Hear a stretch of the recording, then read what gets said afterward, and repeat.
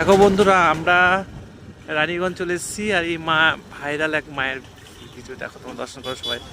অনেকদিন থেকে আসার ইচ্ছে ছিল, বাট আজকে সময় হলো। তো এই মাকে তোমরা দর্শন করো। জয় ভবানী, জয় মা। পিছনে একটা মানে মন্দির হবে না?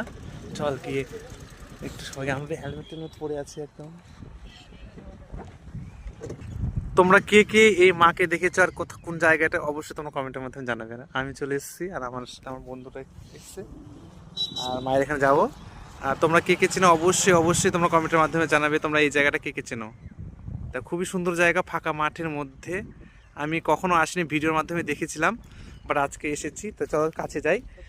তো এই যে দেখো, এটা একদম নিচে যাচ্ছি এখন রাস্তার উপর থেকে। চল তোমাদেরকে দর্শন করাচ্ছি। জয় ভবানী। ওয়াও, কি সুন্দর! আমি তো দেখেই মুগ্ধ হয়ে গেছি বন্ধুরা, কি বল। জয় মাই, এত বড়! আর বিসর্জন করেছে, কিন্তু ভালো করে বিসর্জন করেনি। এখানে বলিও হয়, দেখো তোমরা সবাই।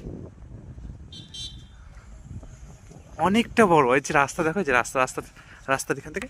আর এটার লোকেশন হচ্ছে রানীগঞ্জ, গাজল রানীগঞ্জ। তোমরা যদি না দেখে থাকো অবশ্যই আসবে। মাকে কিন্তু মনে হয় ইয়ে করেছে, কিন্তু সম্পূর্ণভাবে এটাকে গলাতে পারেনি। দেখো তোমরা দর্শন করো। জয় ভবানী, জয় মা।